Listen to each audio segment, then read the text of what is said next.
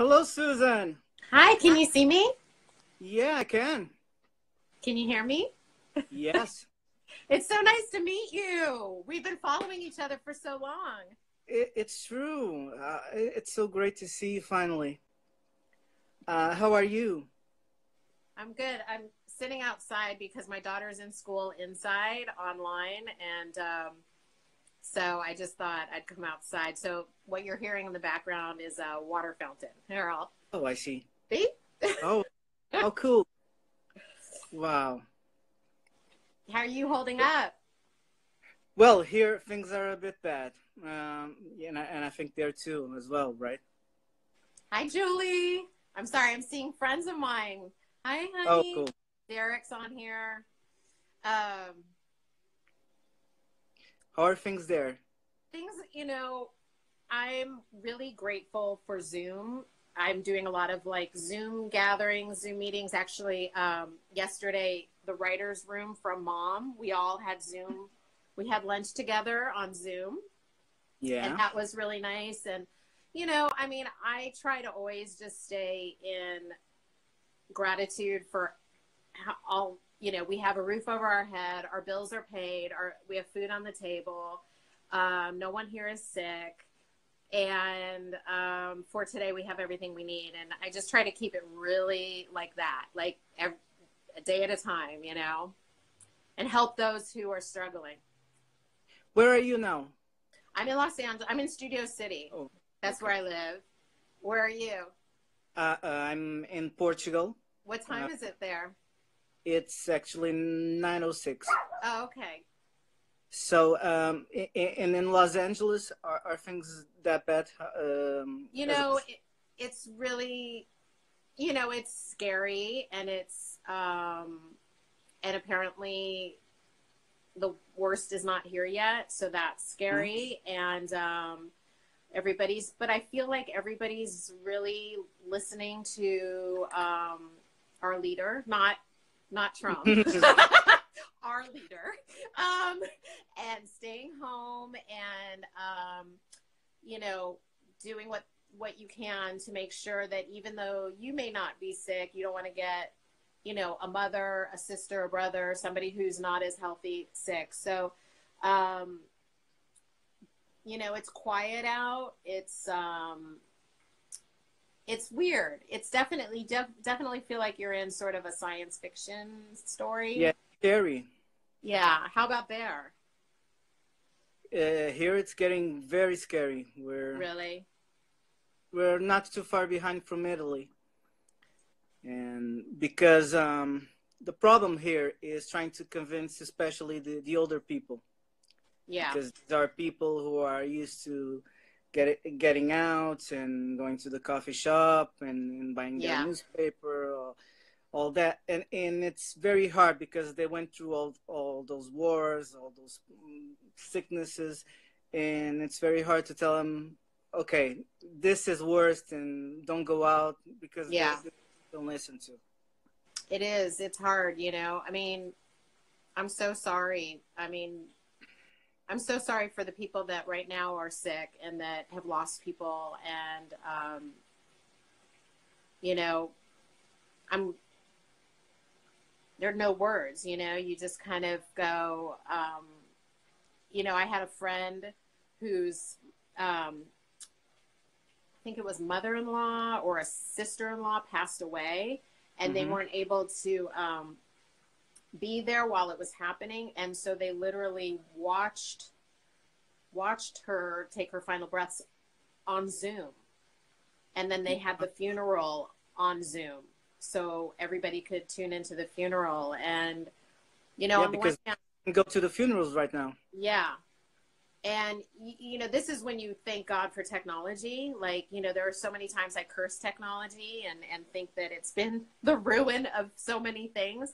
But I have to say, like, right now, during what we're going through, this crisis, technology is saving us because it's keeping us connected. I mean, imagine if we didn't have access to being able to see each other on, on FaceTime or on a Zoom meeting or on the computer, or even to stay up to date on what the news is telling us. just this is definitely when I'm so grateful for all the technology, even the Instagram. I saw your interview with John Glover, who Oh, I John is great. love. John is an old friend of ours. Really? I've known John my whole life because he and my father, who was a Broadway actor, John McMartin, he and John Glover did a ton of theater together and started out together, and they were very, very good friends. So, John Glover, I love you. Oh, we have to show John this. Yes. And John, he's at the mountains right now, and Yeah. trying to get away from the virus. And he was heartbroken because Terrence McNally died the other day. I know.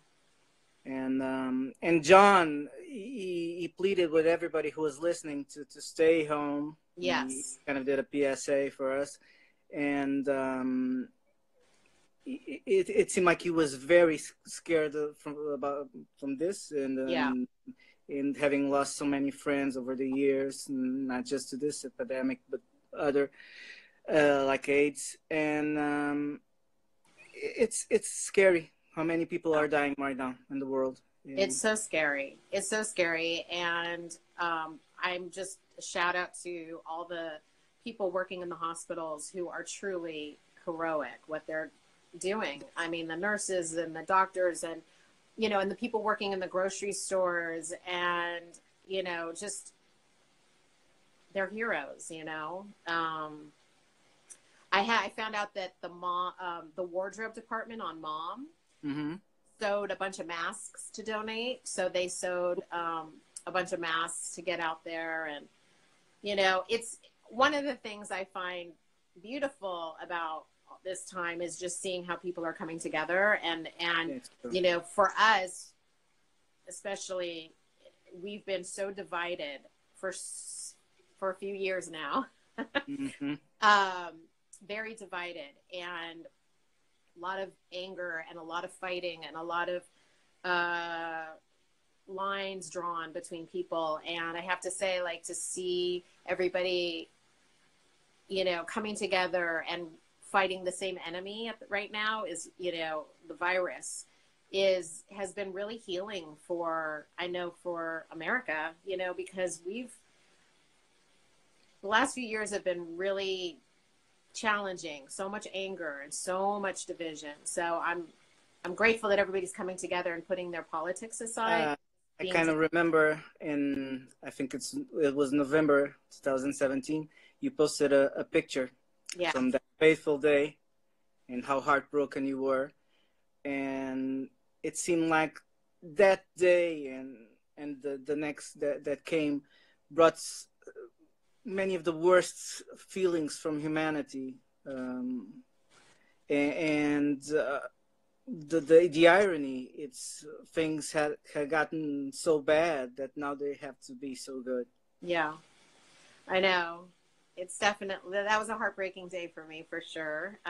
Although I don't want us to talk too much politics on here because, of course. But it is, I mean, right now, to go on Instagram and see people, like the other day, Pink was doing a piano lesson live, and then there's that DJ D Nice doing did you go on he was DJing for 9 hours straight, and there were about 80,000 people tuned in listening to and dancing to music in this weird way. I mean, that was pretty incredible. So there's a lot of I'm really proud to be part of an artistic community right now, because I feel like the artists are really stepping up.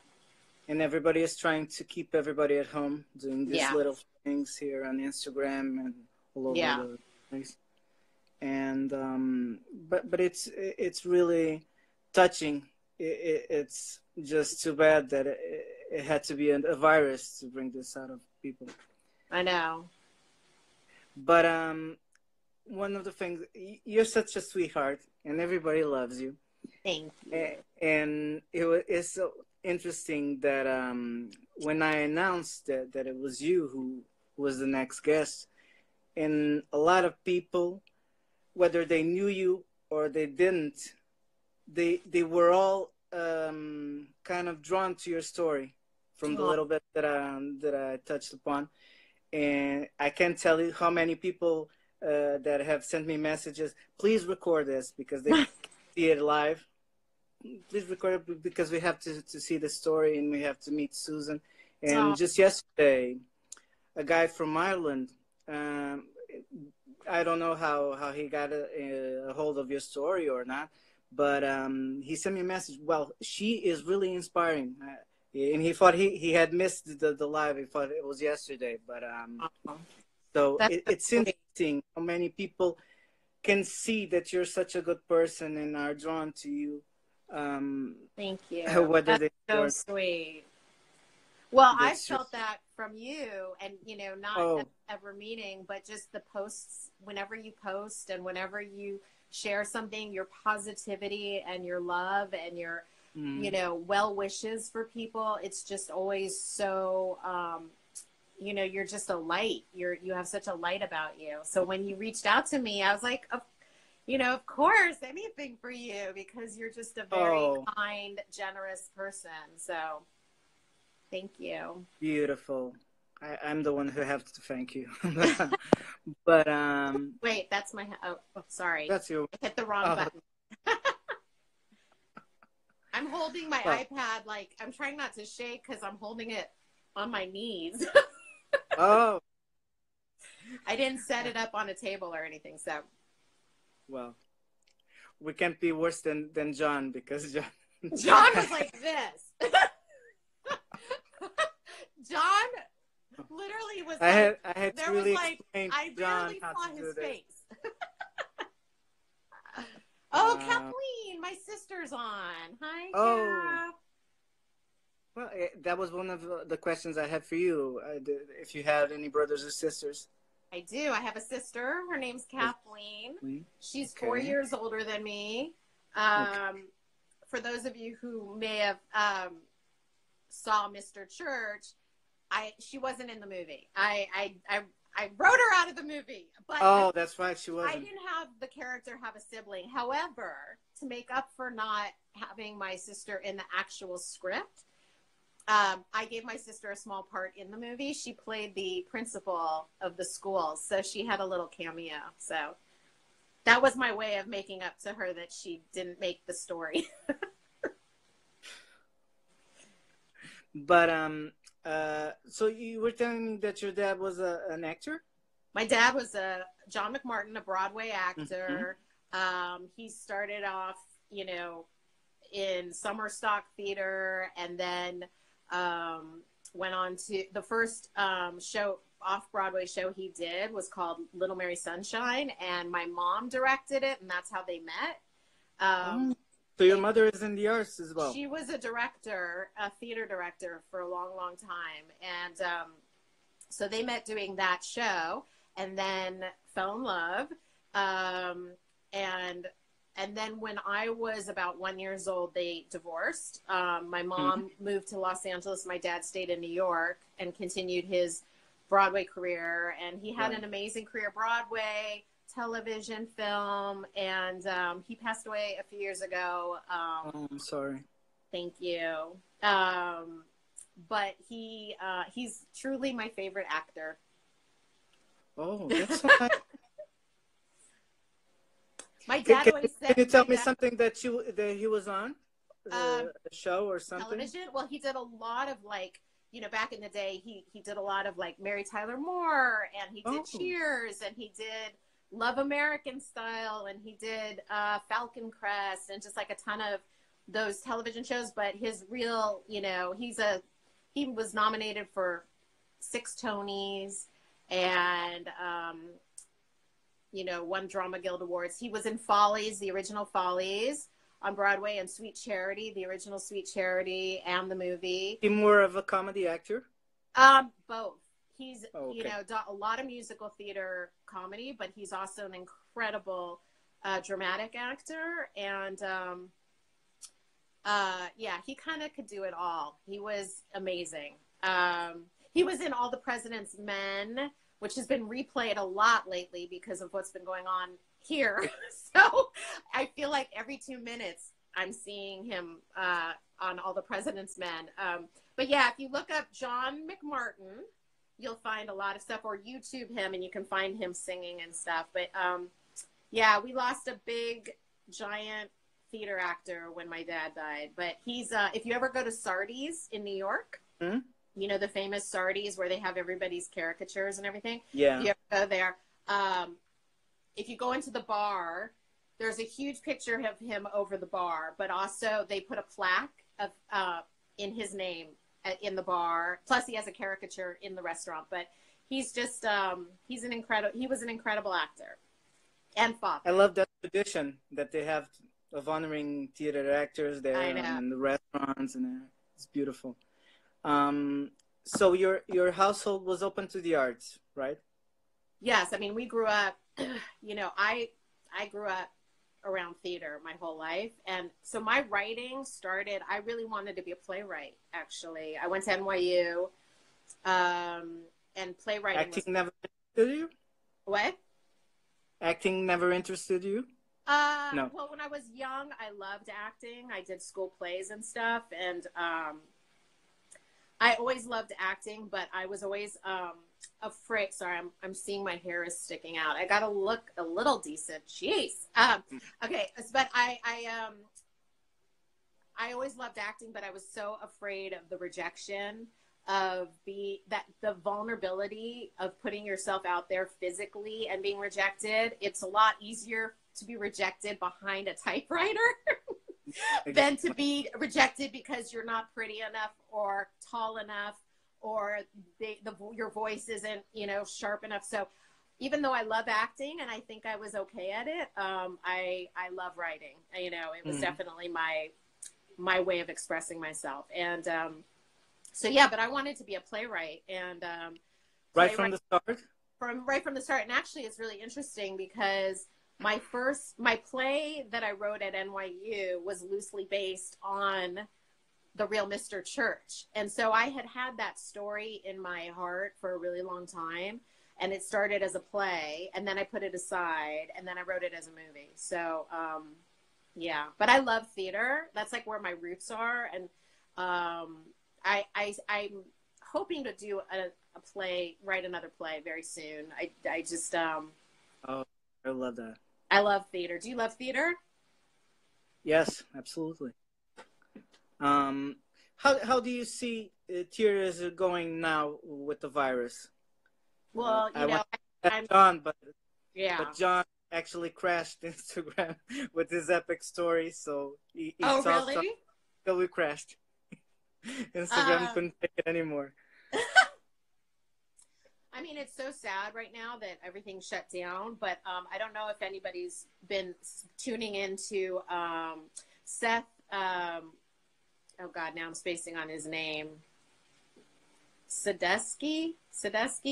If you go to the Actors Fund, they're doing live concerts and stuff to raise money for the Actors Fund, but also they're having everybody from, like, you know, the stars of the Broadway shows that are going on now singing, but they're also having, I mean, they had, for Steve Sondheim's birthday the other day, they like gathered the original cast members from Into the Woods and sang like songs from Into the Woods. So the theater community, I have to say, especially the New York theater community, when the shit hits the fan, they always rally. I mean, they are the heart and soul of like keeping the wheels turning, and always have been. And so so if you're missing some musicals, tune in to the Actors Fund, or I think it's called Stars in the House.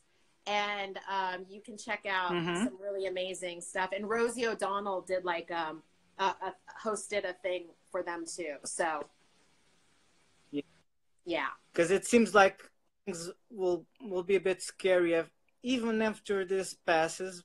Yeah, because I think people will still be afraid of going out to restaurants. I think restaurants and theaters will be the two businesses that will and the travel.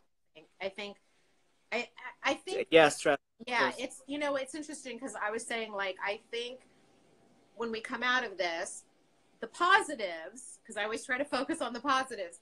I do think that people are going to, somebody said, did you just say when the Yeah. ship hits the fan? No, I said when the shit, S-H-I-T, I swore, hits the fan. But when, I think that when we come out on the other side of this, like, I hope that people maybe, you know, eat at home more with their family, or, you know, maybe think twice about just hopping on a plane to go somewhere, because I have to say that this is really healing for our climate. I don't know if anybody's noticed, but like the sky has never looked so blue.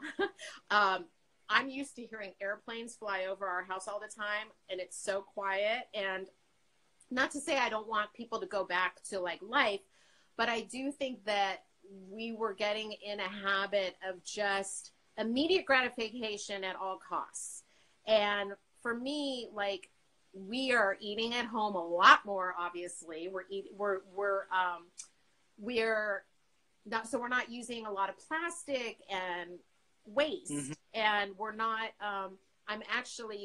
I've been FaceTiming with friends that I haven't seen in ages, and I've actually been more social in a weird way during this time than I had in a long time. And so I'm hoping that like some positive things come on the other side. You know, I was watching something and they were saying like how we've been so disconnected from each other for a while. You know, you could be sitting side by side by your best friend, but you're both like in your cell phones. And now everybody's craving connection. And I think maybe that's a positive thing that's coming from it, is people are realizing, wait, I want to actually hold you. I want to touch you. I want to see your face, you know? Someone was suggesting just yesterday that maybe we should do 1 week per year in quarantine. I know. I was saying, I think working from home once a week for sure. Because it's, you know, it's doable.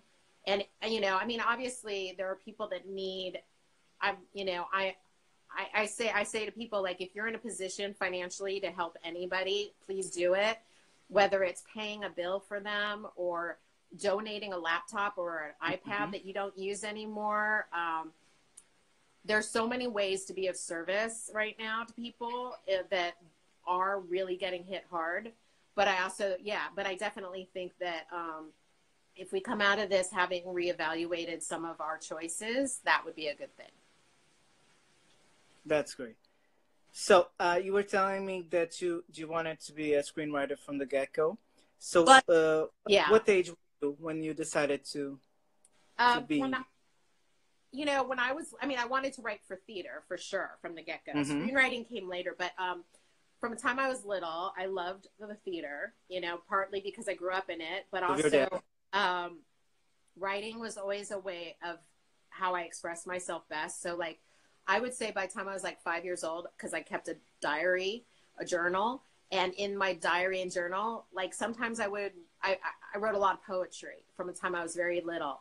And my poems tend to be stories. They weren't just little, you know, riddles or, you know, not riddles, rhymes.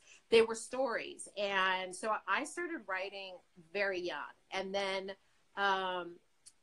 when I was 16, I knew that I wanted to be a writer, that was definitely the way I expressed myself best. I felt like when it came to life, I was not as good at expressing myself, but when it came to putting a pen to paper, I could get my thoughts out. And but screenwriting and television came later because, like I said, I went to NYU. I wanted to be a playwright. I thought, I'm going to, you know, stay in New York and write theater and all that.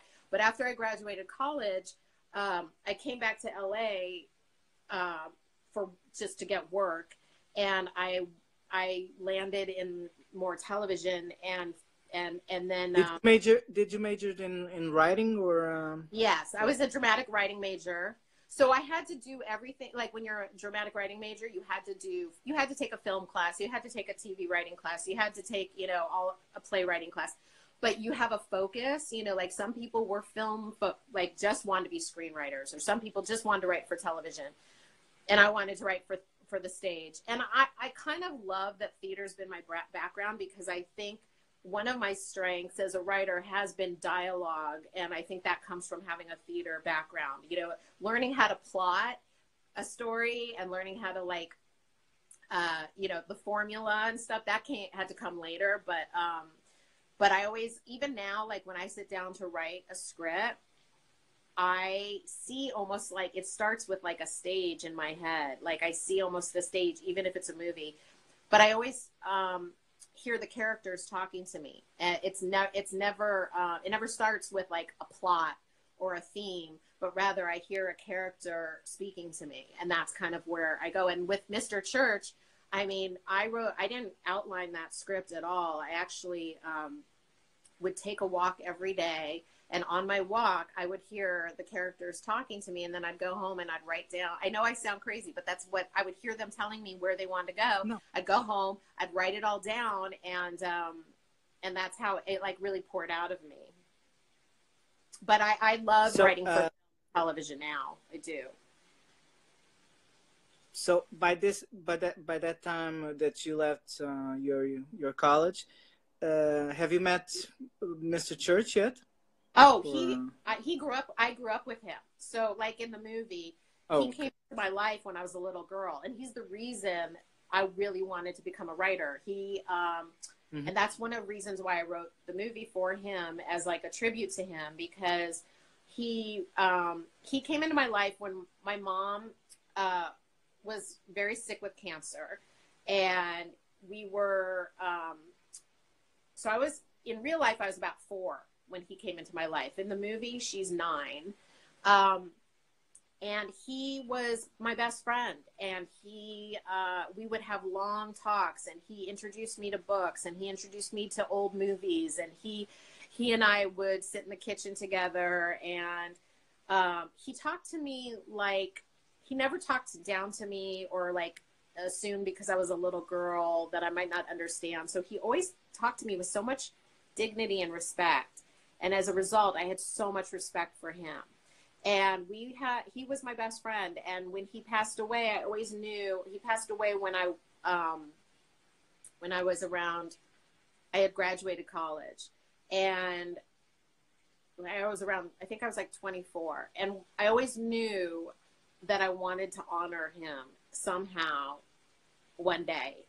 And so I wrote Mr. Church. It was originally called Cook. And Sam Jackson was attached to play the lead. And so for 5 years, we tried to get it made with Sam Jackson, who was a wonderful man. When you wrote it, did you have anybody in mind? No, I really didn't. I just saw him. I saw the real Mr. Church in my head. But and I love Sam Jackson, and he was such a sweetheart. And for 5 years, we tried to get it made, and it didn't get made.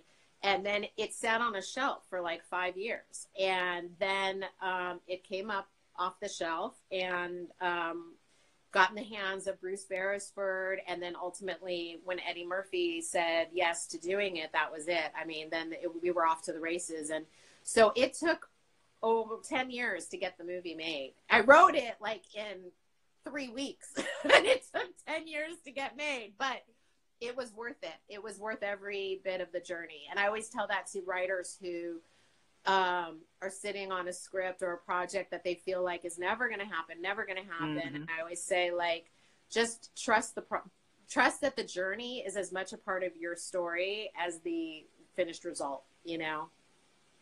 And good things take time. My friend Warren, who's a writer, executive producer on Mom, just joined us. He's an incredible writer. Oh, cool. So, going back to living college, so what did you do after that? Did you go straight to a writing project or a show? No, after I graduated college, I worked as a writer's assistant on a show called The Wonder Years. I don't know if you ever heard of it. It was a long time ago. I've heard about it, yes. Yeah. And I was a writer's assistant there. And then while I was there, in a really roundabout, weird way, I ended up writing a movie called Son-in-Law with Pauly Shore. I wasn't getting paid. I was paired up with another assistant. Long story short, we wrote this ridiculous script, and it ended up getting made into a movie. And it was so unexpected, and I was so newly out of school, so it wasn't like I didn't have an agent. I wasn't prepared. I didn't have like a shelf full of scripts. So when the movie got made, it was great because it got me my Writers Guild card and it got me an agent. But at the same time, it happened so fast that I kind of was like, wait a minute, I don't even know if this is the kind of writing I want to do, like big slapstick comedy, you know. Mm-hmm. So I kind of, instead of riding the wave, I sort of retreated and didn't, and needed to kind of figure out, well, what do I want to write next, you know? So I always say it's so funny because the Pauly Shore movie got made like that. Yes. But Mr. Church took 10 years. So you just never know. And so then my writing like took so many different avenues. I wrote for soap operas for 5 years. I was living back in New York with my because I then talked husband. with John about soap operas too. Yeah. Well, soap operas, I have to say, it was a huge gift for me because we were in New York. I had never written for soaps. I was, you know, I didn't even know what it would be like, you know, but it was it was like boot camp because it's so much writing. I wrote for Another World, and I wrote for Port Charles, and I wrote for Guiding Light. And it was like so much writing in such a short time. And so all my perfectionism that I learned in NYU of like, painstakingly going over every line, you just have to get those scripts in. Like there's no time to, because the turnover is so fast. So it was really, really a great experience for me as a writer because it forced me, first it got me a steady income, but also it forced me to write faster and learn how to I was there on soap operas. There are outline writers and script writers. So they're the outline writers who write the crazy episode outline. And then they're the script writers who turn it all into dialogue. So I was a script writer. And so I would get these like 10-page outlines and have to turn them into like 80-page scripts and have like 3 days to do that and then be on the next one. So I did soaps for 5 years. And then I had my baby and became a mom, and my whole life changed. And suddenly I had a lot more to write about because not only did I have a baby, but then I got divorced and so I was a single mom with a 1-year-old. And that's when I started to really kind of write truly, truly from my gut, you know, that's when I wrote Mr. Church. That's when I wrote a pilot based on the end of my marriage, and that led to a lot of work. And did it get made? It never got made, but it led to so much work, which was great.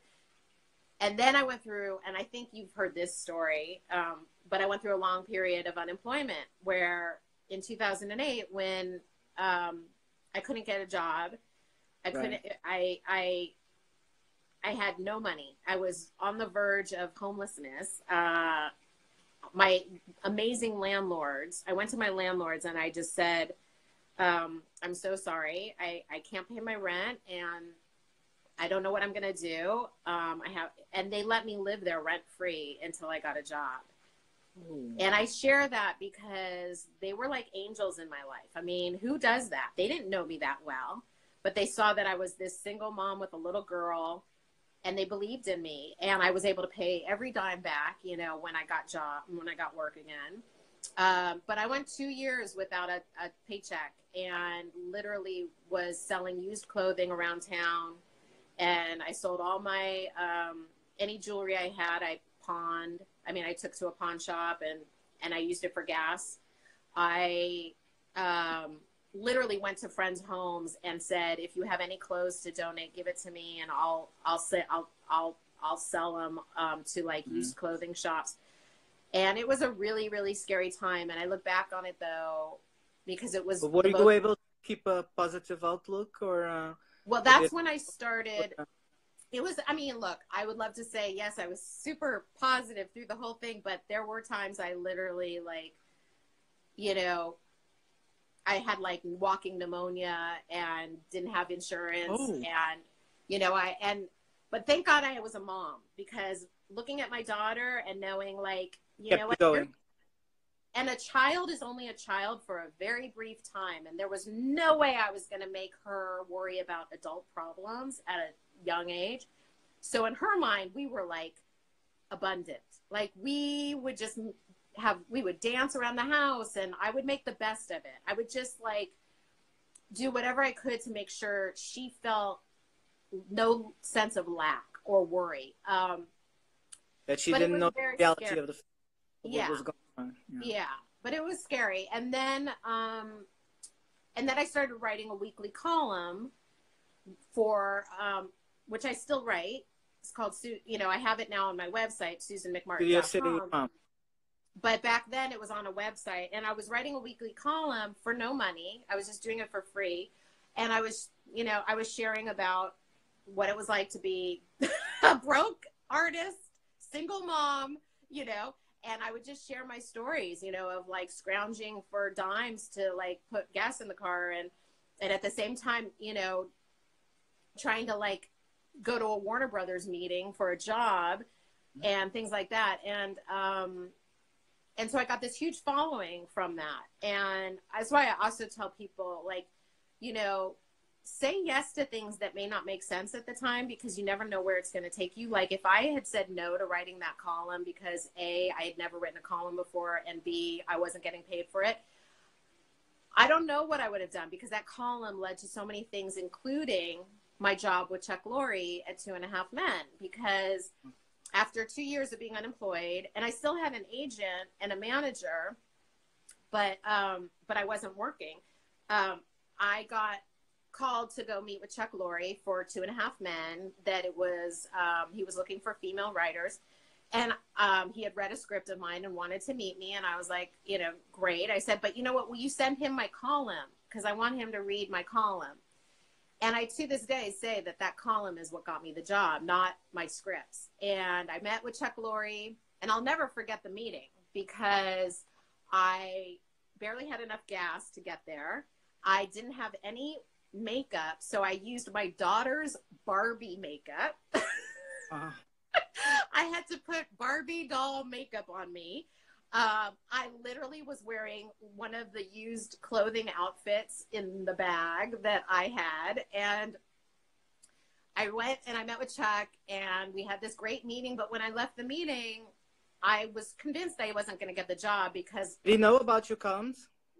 Yes. So I sent him my column, and when we met, the first thing he said was, I love your column. And that's why I say, like, I know that it was my column that resonated, that got me that job. And if I had not been doing that column and just sort of been, unwilling to say yes to things that might not make sense or scare me, who knows what would have happened. And so that's why I try to still do my column to this day, because I'm forever grateful for the readers who read it. Because then I was able, when I got the job on 2.5 Men, and I was like Scarlett O'Hara, like I was like, I will never go hungry again, and I saved and I saved and I saved. And I was like, I'm never going to be like, I'm never going to let myself in that position again. So I, for the first year of 2.5 Men, I saved every dime, and because I thought, well, any day this is going to end, and I don't want to be, scrambling again. But I'm glad to say I've been working for Chuck now for 8.5 years, It's great. See, and he came up with 2.5 Men and Mom, Big Bang Theory, and Big Bang, and Mom, and Mike and Molly, which I love. Yeah, he's an incredible man, and every time I have an opportunity, I say to him, you saved my life, you've changed my life, you changed my daughter's life forever. My daughter's able to go to college because of you. I'm going to cry, but like he doesn't even know sometimes what a blessing, him hiring me was. And he didn't know where I was at. He had no idea. He knew, because the column I sent him had nothing to do with being broke or struggling. It was a funny column about Viggo Mortensen. Okay, so I wrote a column because I stalked Viggo Mortensen for a period of time. Did you? A small period of time. Tell us about it. Yeah, well, I was newly divorced, okay? So let's just say my mind was a little scattered. I was newly divorced and single for the first time in a long time. And I was like, who have I always had a crush on? Who do I want to date? And so my delusional head said Viggo Mortensen. I mean, I don't know Viggo Mortensen, but I made Viggo, it I my don't know if you're listening. but I made it my mission to try to meet him. And I did meet him, but we didn't date, but I did meet him. But you want to hear a really funny story? So I stalked Viggo for about 3 weeks. I met him, gave him my phone number. It's just so crazy. Did you? I mean, it was during Lord of the Rings too. I mean, when he was like, he might as well have been like the Beatles. He was at the, like his poster was everywhere. Wasn't like if I hit on him now, like it was like when he was at the prime, But what's so funny is this is how life is so bizarre. So I write that Viggo Mortensen column. That Viggo Mortensen column led to me getting on 2.5 Men. That Viggo Mortensen column also led, there are people that do readings of it all over. Like they do it in staged readings of my column.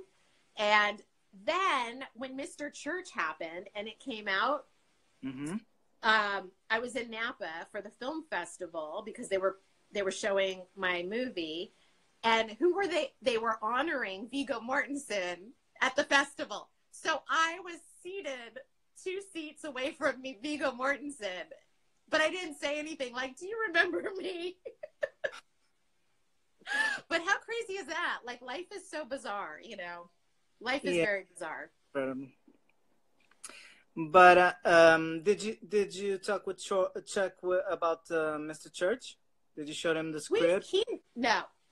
I don't even know if he ever saw it. Like, it's funny because at work, we all keep our whatever projects we're working on outside of Mom or 2.5 Men, we would keep outside. So not a lot, I mean, I'm sure I know he knows about it. I don't know if he saw it, but we never talked about it. But I'm really lucky because I work with such an incredible group of writers on Mom. Like, we're like a family. We've all been working together now for, I guess, 7 years now. And, you spend so much time with each other. I mean, we're in that writer's room from 10 till 6 at night. And, we don't leave until, it's not like we leave for lunch. We all have lunch together and we know each other so well. And when Mr. Church was happening, the whole writer's room was just so happy for me and supportive and loving. And we all went and saw it together at a movie theater. And,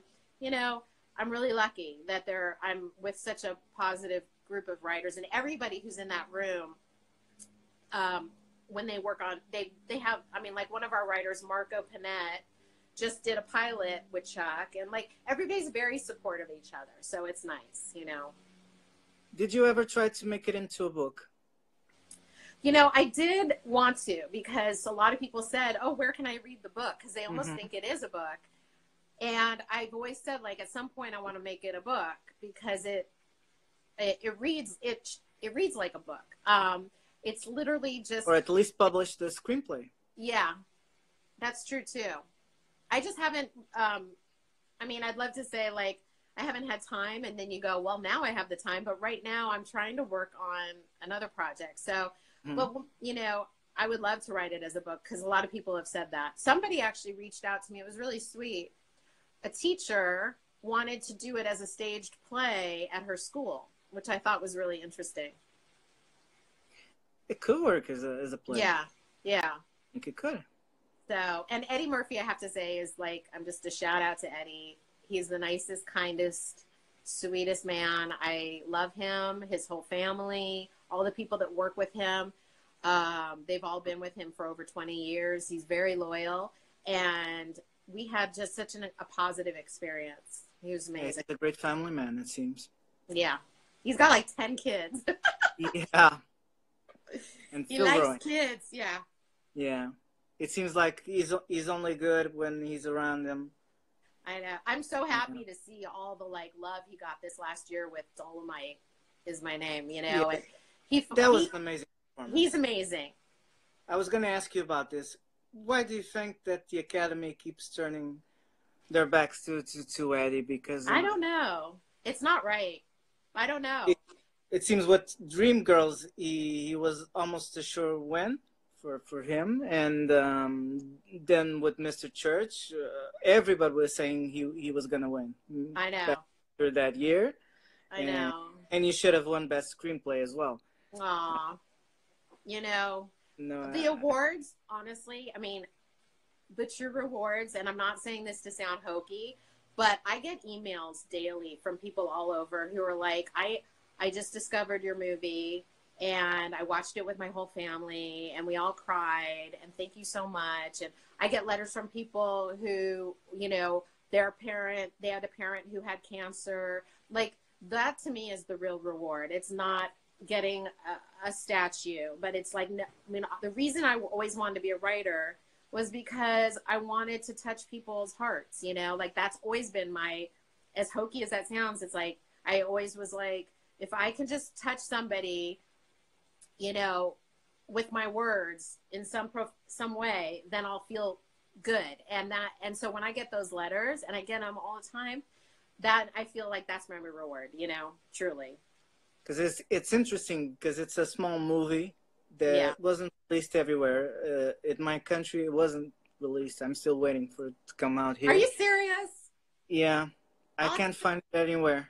I wow. even tried to get online yesterday to watch it again because I haven't seen it since it came out, Wow. and I couldn't find it anywhere. I know in the US, I think it's on Netflix. It's on Netflix and I think it's Yeah. available on Amazon, but Yeah, Darren. I have to order it from maybe from the West or something. But it's interesting that the people who do see it absolutely love it. It Mm, strikes a nerve with them because the story is so touching, thank you. and I remember watching it for the first time, and I had people over, and everybody was crying by the end. I always It's say I'm not happy until I make people cry, but that's not true. But I do love that something, you know, there is something amazing to know that something you wrote or said could touch somebody that way, you know, like it's really, I mean, how amazing is that, you know? I do tell people that after they've seen it, that the good news is my mom did not die of cancer. My that. mom my mom survived her cancer, but I lost her for many years to Mhm. her alcoholism. And because I didn't want to write a movie about my mom and her alcoholism and Mhm. all that, You wrote a I book. chose to, yeah, I chose instead to like just give her a very beautiful death because the movie was really about my friendship with Mr. Church. And that's what I wanted to focus on. And so everything about the friendship and our connection and our relationship is true. And then I took creative liberties with some of the storytelling. No, read that book because I only found out about it today. Oh, Understanding the Fall. Yeah, you self-publish it, right? Yeah. Well, Okay. that's another weird story. So I wrote this book, Understanding the Fall, about growing up with my alcoholic mother, and I wrote it. It's basically a 60-page poem, and I wrote it because when I was growing up, there were no stories about my mom, addiction for kids, basically. And if there were, it was sort of a textbook or too like kind of a little bit too like talking down to a child.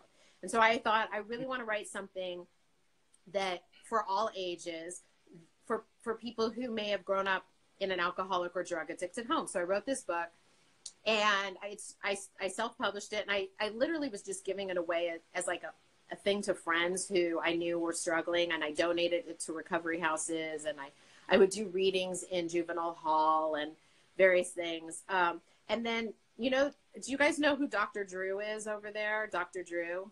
Have you ever heard of I him? know who he is. Yeah. So he's like this well-known, like kind of Hollywood doctor out here who deals with addiction and recovery. And he used to have a television show. This was about Right. 7 years ago. And he had one of his producers found my story and said, "Can you come on Dr. Drew's show?" And at the time, like, I hadn't self-published the book. I just literally was like publishing it, like taking it to a, like literally like printing out pages, stapling it together and handing it to people.